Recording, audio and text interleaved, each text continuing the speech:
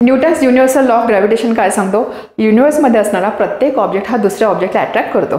मी एक ऑब्जेक्ट आहे, माझ्यासमोर असणारा कॅमेरा एक ऑब्जेक्ट आहे, मग मी कॅमेराकडे अट्रॅक्ट होत नाही किंवा कॅमेरा माझ्या अंगावर येऊन का आदळत नाही हे समजून घेऊया with the help of simple explanation. F equal to G m1 m2 upon d square. This is force of attraction.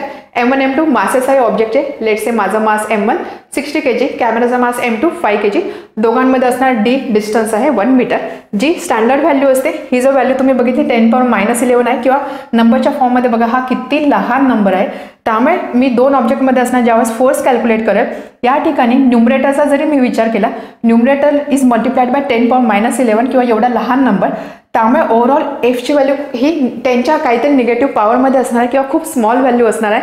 याचाच अर्थ काय, या ठिकाणी असणारा फोर्स ऑफ अट्रॅक्शन खूप स्मॉल असणार आहे. या उलटा माझ्यावर किंवा कॅमेरावर ॲक्ट होणारी फोर्स ऑफ ग्रॅव्हिटीची व्हॅल्यू ही कैक पटीने जास्त आहे आणि त्यामुळे मी आहे त्या पोझिशनमध्ये राहते किंवा कॅमेरा माझ्याकडे अट्रॅक्ट होत नाही.